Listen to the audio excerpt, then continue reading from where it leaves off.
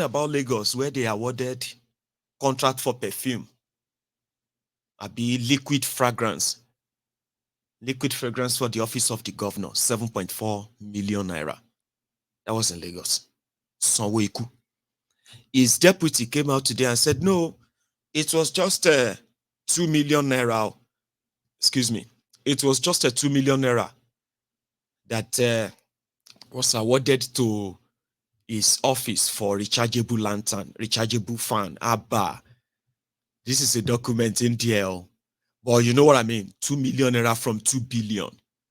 That's fine. 2 billion naira was awarded and paid to a company to supply rechargeable fans, rechargeable fridge to the office of Sanwo-Iku.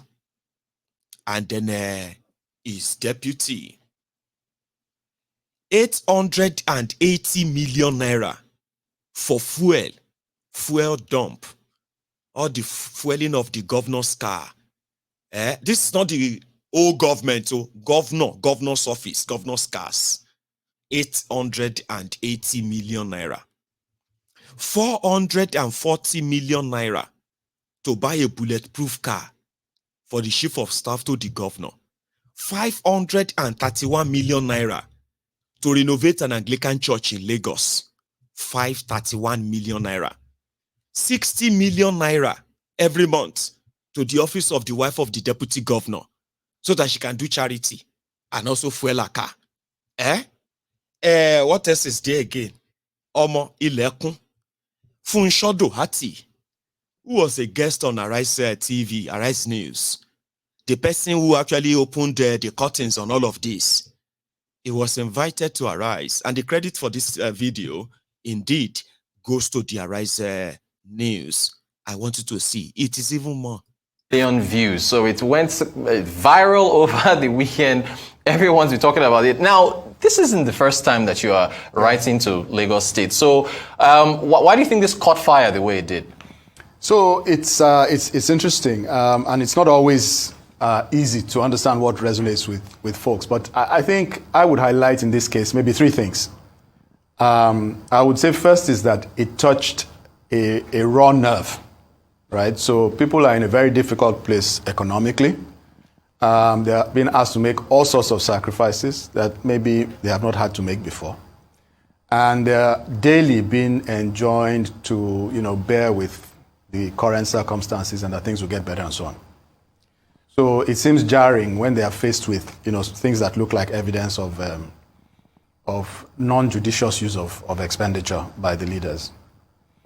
I think the second thing is that, it is very specific, because this is information. Generally we talk about, non-judicious use of funds, and it's like a general thing. But here people are presented with very specific information about specific, contract awards and things that they can relate to and they can touch. They are relatable. So it's interesting that, some of the things that have generated the most comment are not even the numbers that are sort of in the big billions, but just numbers that when you look at the amount, it may just be a few million, but when you look at it in relation to the item, people can easily relate and say, this like the 7 million for diffusers, fragrances. Yeah. So what can we say? And then finally, I think people they get involved, right? So some people have gotten in there, gone to the website and tried to get more information themselves, and even come up with things that, are not part of what we did, because we focused on just the second quarter and the third quarter, and people have gone and looked more broadly and identified, for example, that, the state paid for, legal expenses for the governor in supporting, in defending a political case and so on and so forth. So things that we didn't touch on have sort of come out in the discourse. So I think that engagement is also feeding, some of this.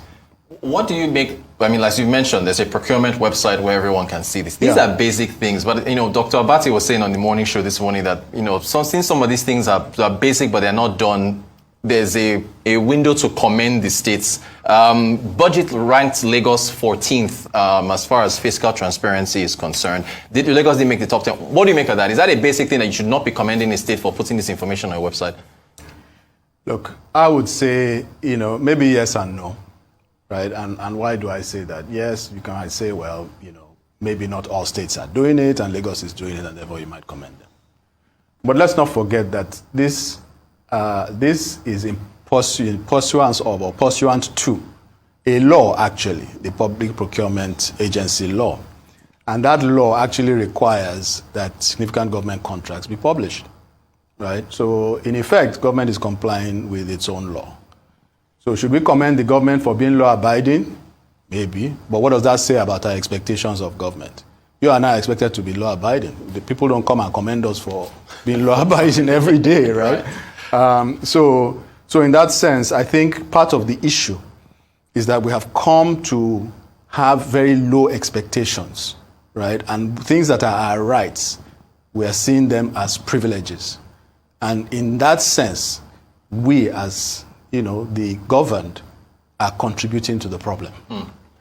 Look, there's too much of this to go through. I just wanted to get some of your thoughts because you dug up so much. The consultancy fees, for instance, I think it's AEC is one of the companies you mentioned. There are a lot of other consultancy fees there to the tune of billions. The bulletproof Lexus for 470 million, the governor's BMW motorcycle convoys, 14 of them, 36 million, a swimming pool for the deputy governor in his residence for 10 million. What would you want to hear from the Lagos state government as far as, because I know your notes specifically said more transparency, more details, some of them should be, as we see all these figures, what do you want to hear from the state? Because we've extended an invitation for them to respond. Yeah. All right.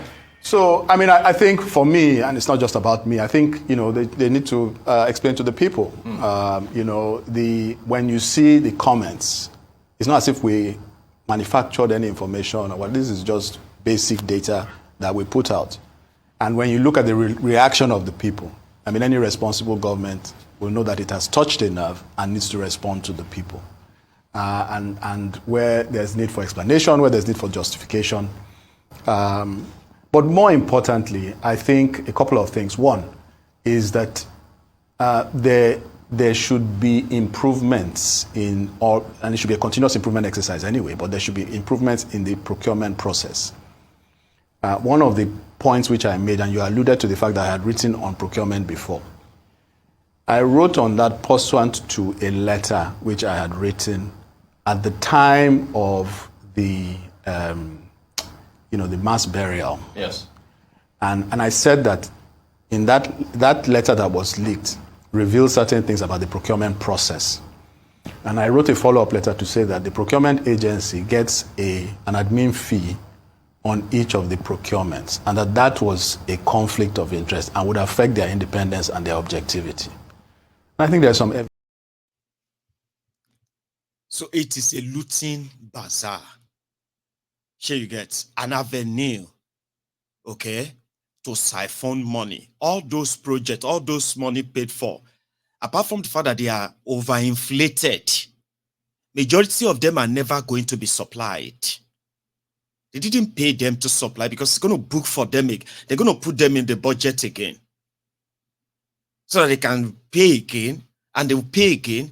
All they need to do is just to change the figure, change some few description and all that, and they will get the money again.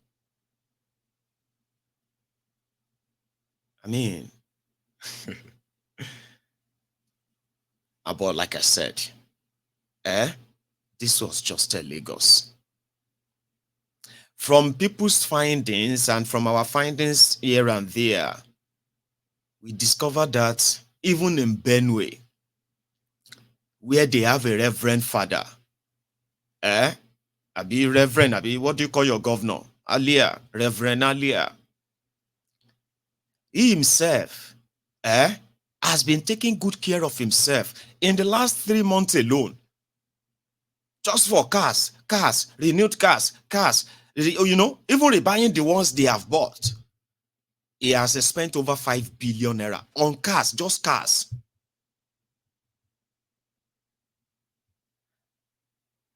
Currently, he just spent 2 billion naira to get himself some kind of new latest bulletproof cars. in August, the same aim was said to have approved 3.2 billion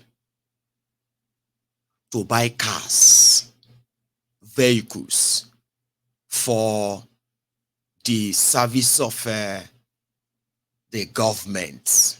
Like, okay, we are buying cars for the Ministry of Agriculture. We're 3.2 billion buying cars. And in September, the same aim also approved 1.3 billion naira for the supply of Oma Jeep vehicles for the to the government of Benue State.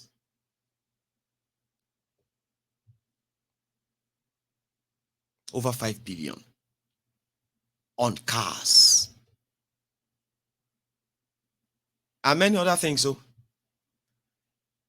in Abia State, where Alex Otti is, he himself has been taking care of himself too. In a space of 3 months, running the government. It is called running the government. They has been, in 3 months, they said they've spent 233 million naira on food. I saw some of the guys who are trying to do the math. They said, but that is not so much now. At least with the number of staff that are working inside the Abia State governor, at least they are up to 5,000. So if you divide the money by 3,535 a day, at least it still makes sense. You see how? That is Alex Otti. 780 million naira on cars. No, never enter billion for cars. The cars he is going to drive, the cars that they need to change in the convoy of the governor and the rest of them. Nearly 800 million naira. Ondo State, where Akeredolu has been missing for the past 8 months. For those who are following Ondo State stuff, right?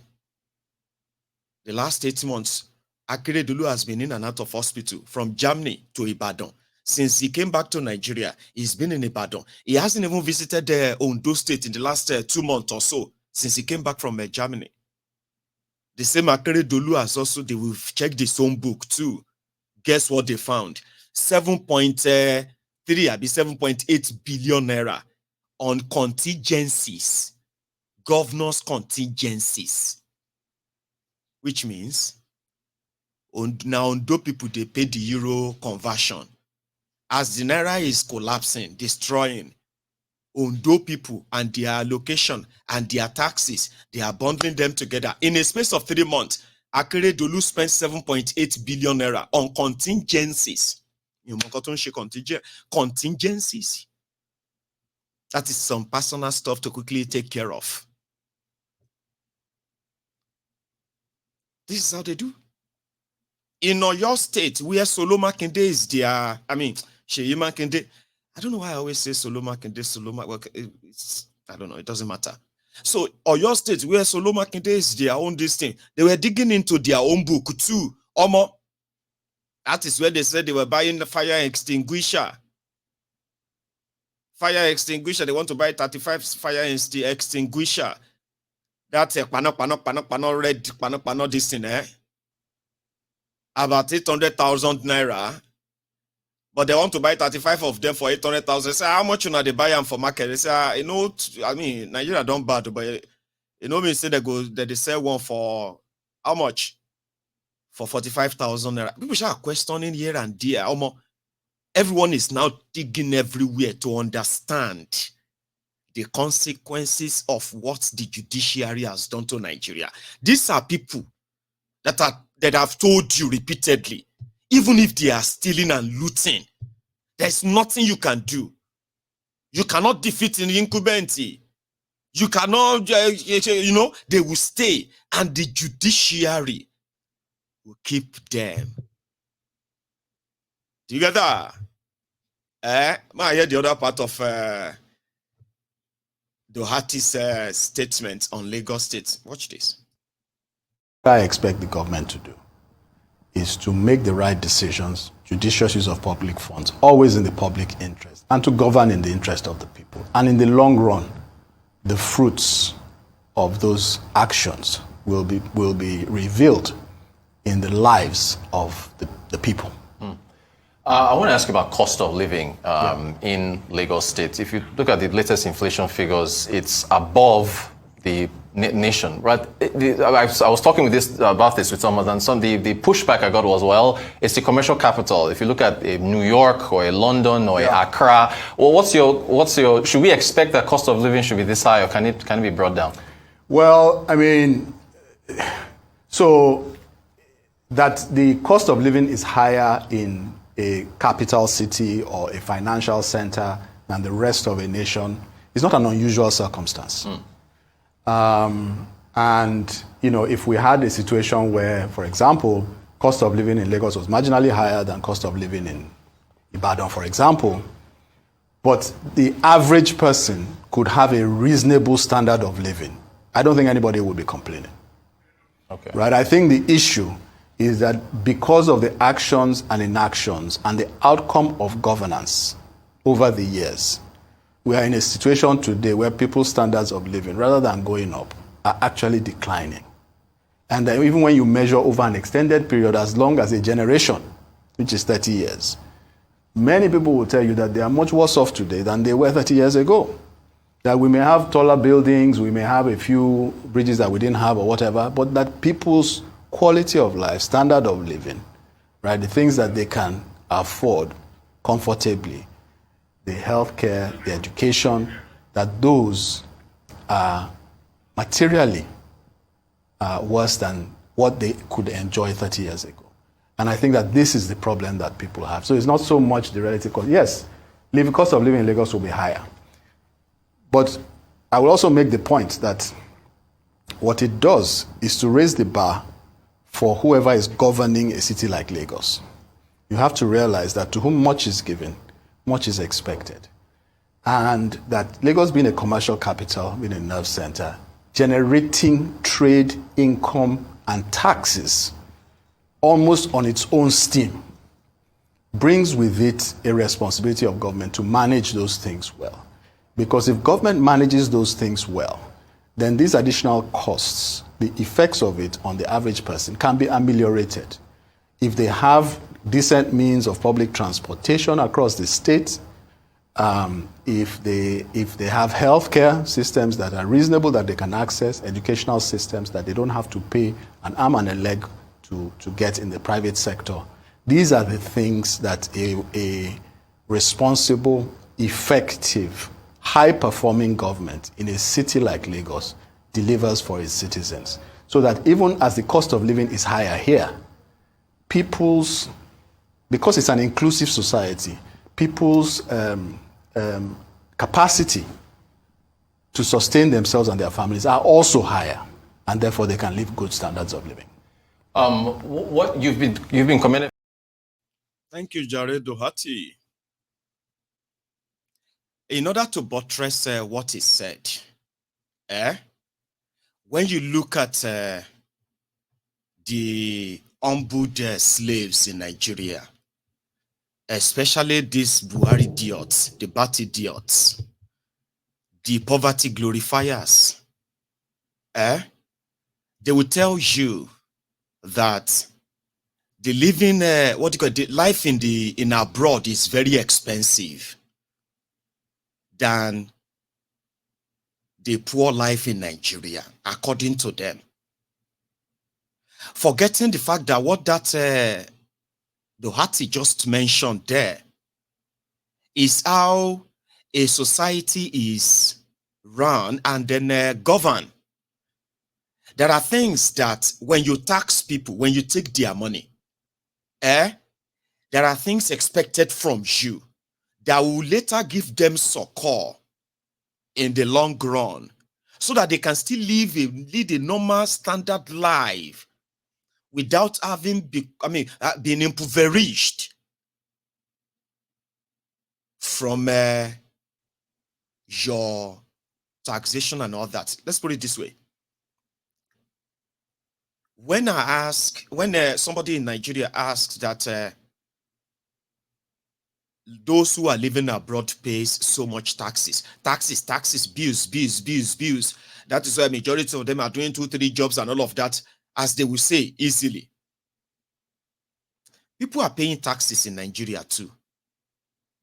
Yes, a lot of people are paying taxes in Nigeria. Maybe not as much as they should. But you hear taxes. People are paying taxes too in Nigeria. So you that is watching me, that you are paying taxes, they are taking it from you every now and then. Let's say you have job or you have business and they are taking taxes from you.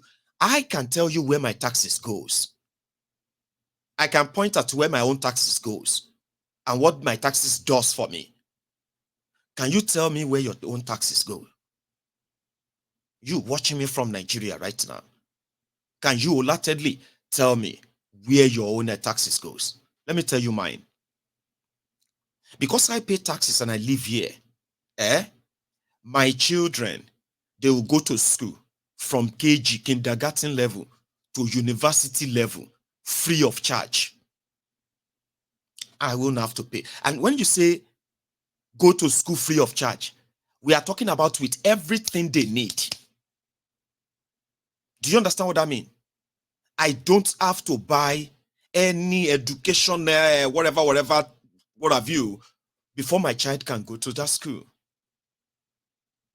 When my child gets of age and is about to go to college or university, there are already provision for him. There are provision for her too, to help and aid her and support her, not only from me, but from the system that is taking my taxes. I can drive on a smooth road. I can walk in the middle of the night anytime. I don't have to fear anybody kidnapping me. I feel safe because my taxes pay those who are protecting me not to extort me or threaten me with guns. That's what my taxes does. If any member of my family should need any medical care, no matter how expensive it is, no matter how sort of, the health condition might be, even if it's going to be for life, because I pay my taxes and other people pay their own taxes too, my family won't have to go poor, go broke, or sell our properties simply because one of us just have one sickness or ailment. Those are where my taxes goes. If I run into any financial difficulty, there is a welfare system that can actually take care of me temporarily before I get back on my track. Yes, that is also there. Now, all of these are infrastructures put in place because people like me, I am paying that taxes that you believe is why a lot of us are doing 2-3 jobs. Despite all of that taxes that we are paying, including the black taxes that we are paying, a lot of us still come back to that Nigeria with tens and hundreds of millions of money to invest in different sectors of the same Nigeria. But now let's come to you. Number one, you are paying all those taxes. Yes, they are taking them. Lagos State, they are making you believe that Lagos State is rich because it has so much money it's generating. You don't show the success of a people or an economy based on the money you are taxing from people. That's not how you do. You rate your own economy based on the standard of living that you have been able to provide for them. Clean water. I can open my tap right now and get a very clean, chill water from my tap. That's a public tap. Do you understand? Provided by my tax. A lot of you can't do that. I don't care how rich you think you might be. You would have to dig your own borehole. Abinobi, so some of you have boreholes. You know they drink the water. You can't drink the water. But you are paying taxes for them. So where is that taxes going? Let's not even talk about electricity, because I mean, even here, that electricity is not free. The amount I pay for my electricity is pretty much like what some people are going to get paid for working for 4 months in Nigeria or 5 months in Nigeria on your minimum wage. That is what I pay for my electricity, but it is there. The economy that they have created for me here will make me able to pay all of this, and I can still pack money to come and buy massive estates in Nigeria, massive land, or to come and become a chief title holder, or to come and marry another beautiful this or, you know what I mean? I could do anything when I still come to that Nigeria, despite all of those things that you are talking, but you are paying all those taxes. You are. You have no idea where the money is going, but you still have to provide your own electricity, provide your own water, provide your own housing, provide your own security, provide your own schooling, provide your own health care. You are a mini local government yourself, for those who have been able to provide all those for themselves. Mini local government. Now, despite the fact that you are paying all those taxes to them and they are denying you, how many of you can pack the remaining of your money and come and buy a house in London? Or go to America, pack the rest of that your money, and go to America and go and buy a house. So you see the reason why that comparison is not really that kind of making any sense, and I had to use it to tell you that the life you have there and the life people like us have here, they could have been the same only if you and others like you believe that they deserve such, instead of defending the ones that if I ask you, where is your tax? Your tax is being used to buy perfume. They are using your taxes to buy themselves cars. They are using your taxes to buy themselves everything they could buy.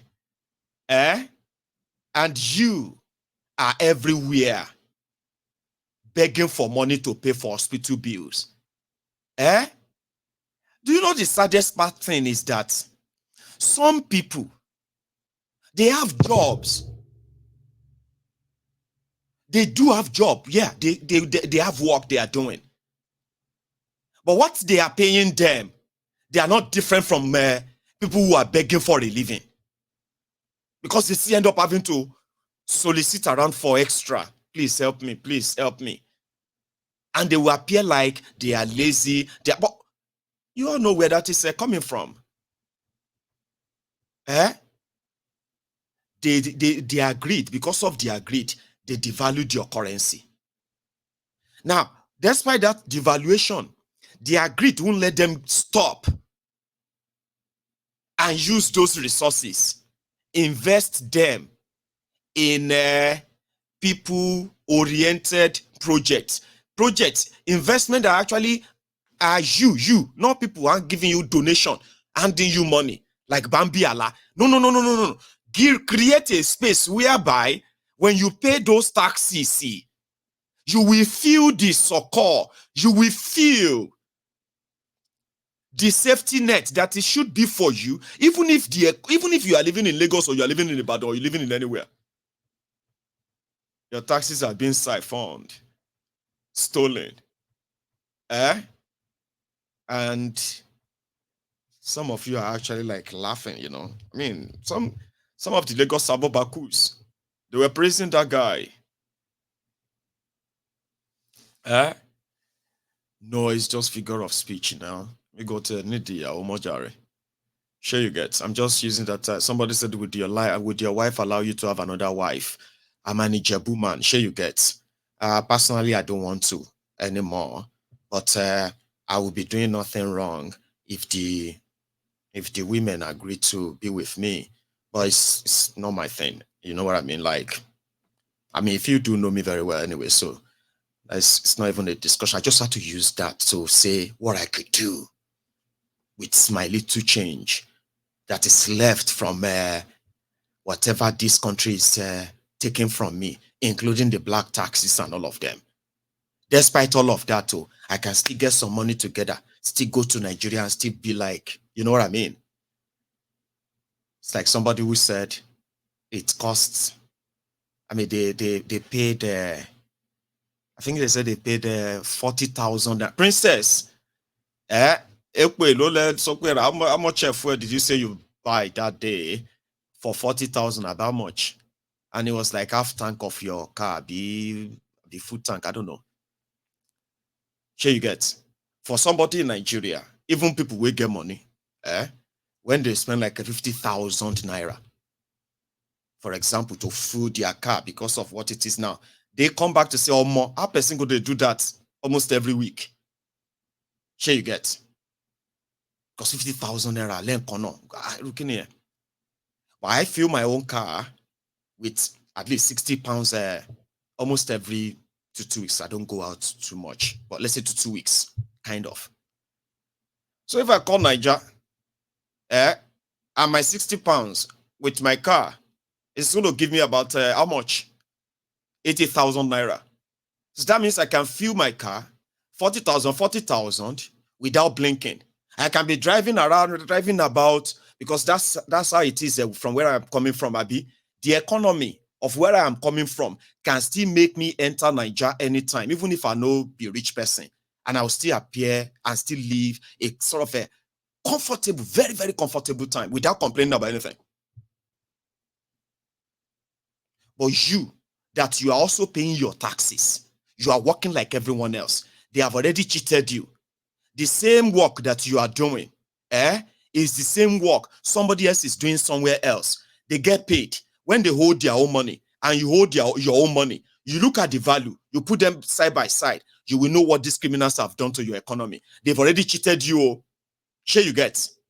Out of that thing that whatever is now left that they gave to you, they are still going to tax you. Tax this, tax that, tax that. And you're never going to get anything back. Nothing back.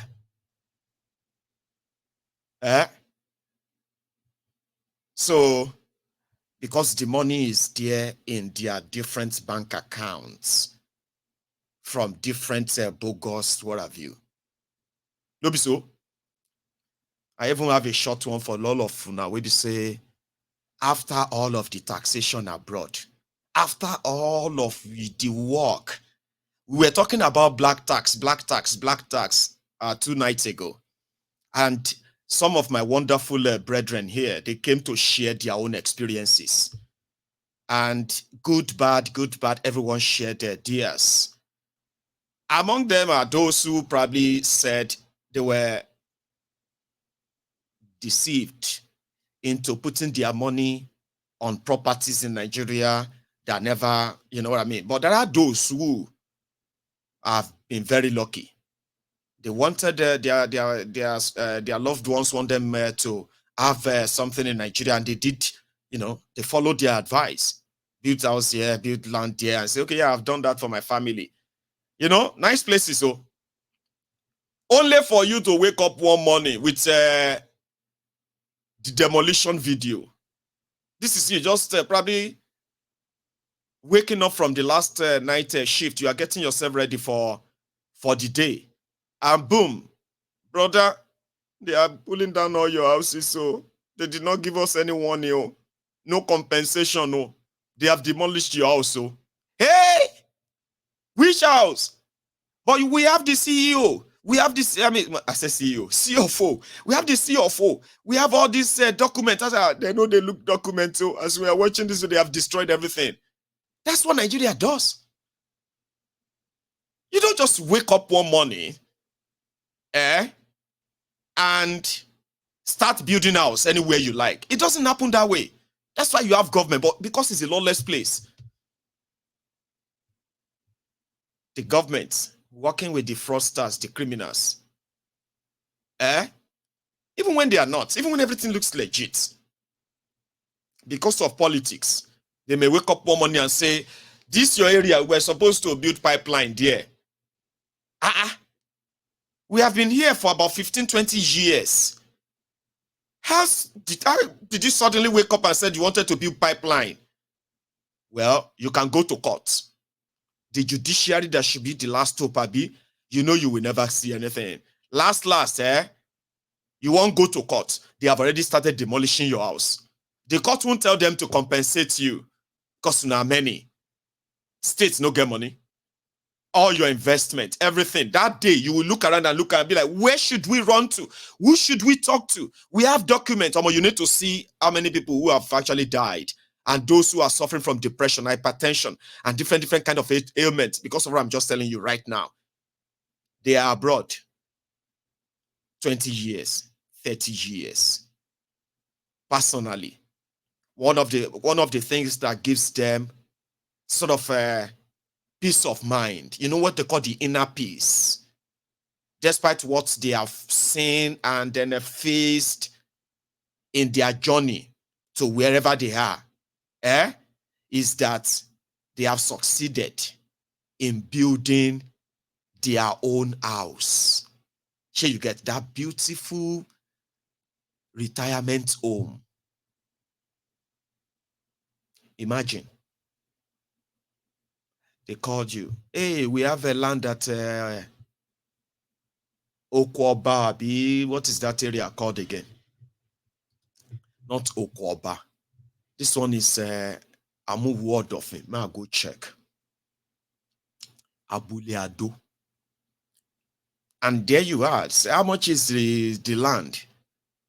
It is about 4 million. Oh. But if we quickly buy it now, if we quickly do something on it, I say, okay, 4 million. All right, I'll send 10 million. So do all the papers, do all of that. You got the land, you started building the house. Before you know it, they've sent you the picture. Good family, amazing people who are doing that for you. And there you are. Some of you have even gone back there to visit your homes and all that. And then the news, they have started destroying. They are going to destroy, apart from all the houses they have destroyed in Lagos so far, in Abule Ado alone, they still have another 650 to destroy. Why are you destroying these beautiful, well-structured areas? There are no real infrastructure to roads and all that in these places, but they look like posh areas. Those hard-working Igbo men and women. I feel like you're just taking a big breath in and out. You see, those people who are actually are part of those who make up the same economy of that Lagos state, so to say. Those who are working harder at Ladipo, what do you call it? What's that one? That Masa one. What's it called again? Anyway, Alaba, and all those areas. All of them are where they everywhere. They also do that. You get small money or you get big money. This time around, you don't want to be paying landlord anymore. There you are. All your investment. Let me get my own house and all of that. And this is where I live. This is where I pay my tax and the rest. And then politics came. And then they say you are just collateral damage, even though you are actually their real target. Because the big thing is that, where is that government when these properties were being developed years ago? These were not properties developed months ago. These were existing area. Some said maybe somebody is interested in the place and then the government would just have to use everybody as scapegoat. Who are you going to report to? The same government that is demolishing your houses, Abi? Nigeria is worse than a jungle. We still don't have a definition for it. Take a look at this.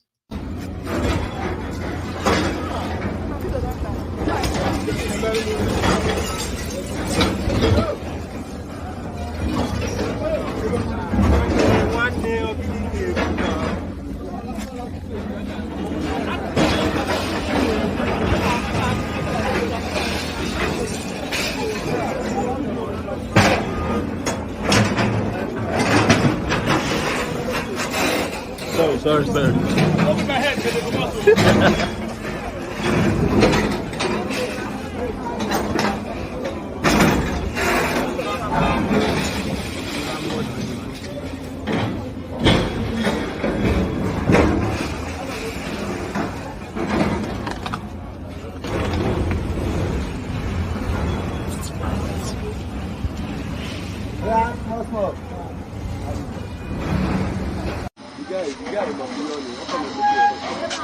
Okay,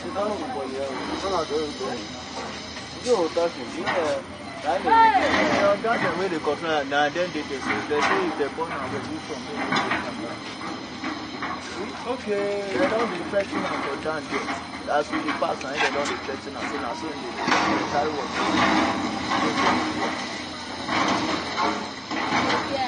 Yes, sir, because you say my money is nobody's sweat.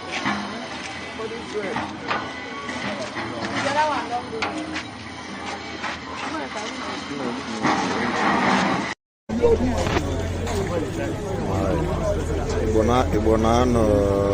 Lagos Adekwanegu now. All these houses now have been marked for demolition. All these houses one by one. I'm marked here for demolition. No, for this no gonna go. I'm marked here for demolition. Every on car. And the brought I swear. Ibonano, Ibo.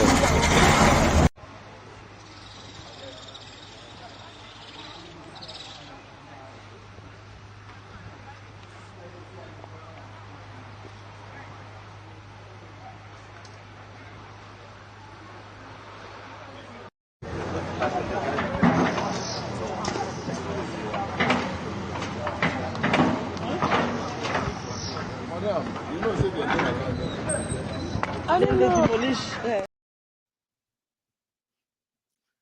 And according to them, they still have 650 houses to destroy. And that's a place, that's a state that is suffering from a shortage of houses, by the way. They have a shortage of housing. I've been a housing shortages, you call it. Eh? Well, a lot of people knows that the demolition is not because of any planned development or violation of any of their land law. So if you want to go and prove it to them that you have all the papers right before you're present there, they will invalidate those papers and tell you they are not valid anymore. At least they gave you the documents, they gave you the papers. So now it is no longer valid. And they will show you that, oh, we sent you a letter to let you know that your documents are no longer valid a year ago. Did you not see it? We have a copy here. No, I didn't see any letter. How would I see a letter and I will not come to you? Well, we have a copy here. See, it's in your file here. How could you have a file for me that nobody actually got to me? What you gave me this story. You know, before you come back from Alausa, now your family member would call you from the house that, Papa, the house is gone.